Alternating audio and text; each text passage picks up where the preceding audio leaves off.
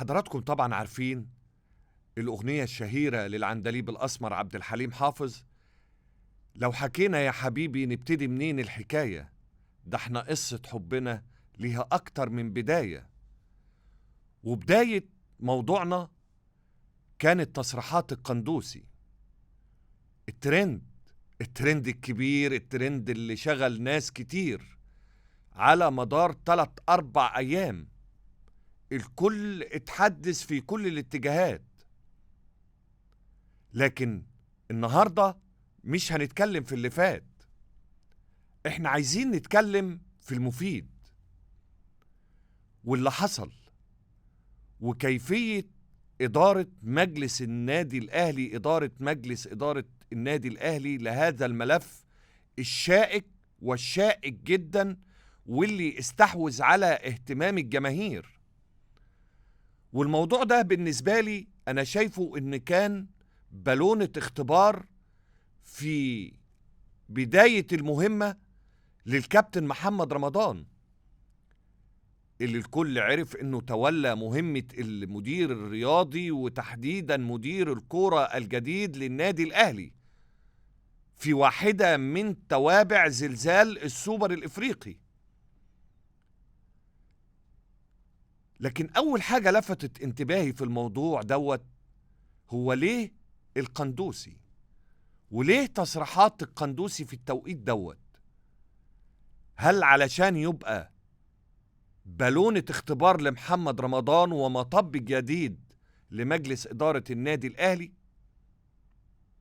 الصراحة الكل وجه سهام النقد هنا وهناك، لكن النادي الأهلي قدم درس هو والمدير الرياضي ومدير الكرة الكابتن محمد رمضان، إنهم بدأوا بالتحقيقات، استدعوا القندوسي، استدعوا أمير توفيق للتحقيق، والكل يقدم كلامه بالأدلة وبالبراهين وبالمستندات.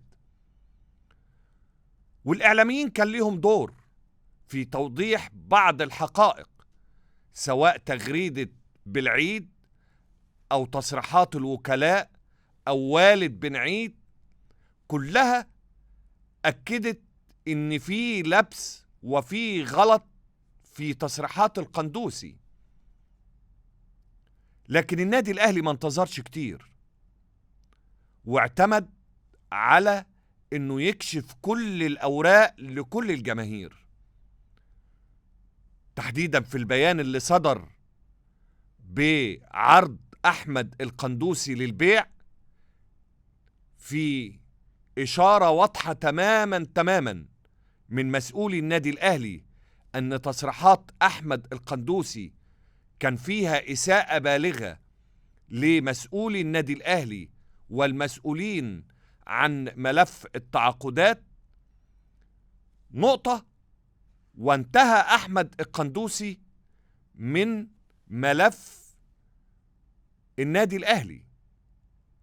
النقطة التانية كمان هي النقطة الأهم والأبرز في البيان، وهي إعادة هيكلة لجنة التعاقدات. اعتراف ضمني من مجلس إدارة النادي الأهلي بعد إجراء التحقيقات إن هناك ثغرة في الإجراءات التعاقدية، وده يمكن اللي تحدث عنه جمهور النادي الأهلي في أكثر من ملف وفي أكثر من تجربة أو محاولة شراء لاعبين. سفيان الرحيمي فاكرين، وأيضا موليكا ومحمد بن رمضان.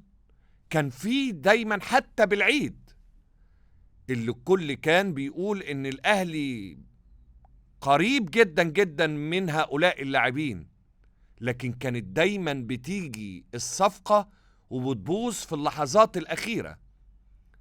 لكن التحقيقات واتخاذ النادي الأهلي موقف بعد التصريحات اللي ثبتت بالدليل وبالتغريدات وبالمحادثات وبالتحقيقات إنها تصريحات ليس لها مكان سليم أو تواجد صحيح على أرض الواقع، لكن هناك أخطاء اعترف بها مجلس إدارة النادي الأهلي في ملف التعاقدات، إن هناك أمور تنظيمية لابد إنها تكون مثالية، خصوصا النادي الأهلي نادي كبير وبيدفع أرقام كبيرة في جلب اللاعبين. وبيني وبينكم أي لاعب في إفريقيا إذا ما كانش عنده تجربة احترافية في أوروبا كبيرة في نادي وفي دوري من الدوريات المهمة الأوروبية، لا، النادي الأهلي بالنسبة له أفضل بكتير من أي تجربة احترافية، جماهيرية وألقاب وبطولات ومشاركة في مختلف القارات. النادي الأهلي قدم درس جديد في الشفافية وفي عدم ترك الأمور تمر مرور الكرام، لأن السكوت على تصريحات القندوسي ما كانتش هتبقى أبدا مرور الكرام، لكن كانت هتبقى مرور اللئام. والنادي الأهلي عودنا وعود جماهيره إن هو قلعة المبادئ والشرف والأخلاق والانضباط، وعشان كده ده واحدة من أسرار نجاح النادي الأهلي في مختلف البطولات.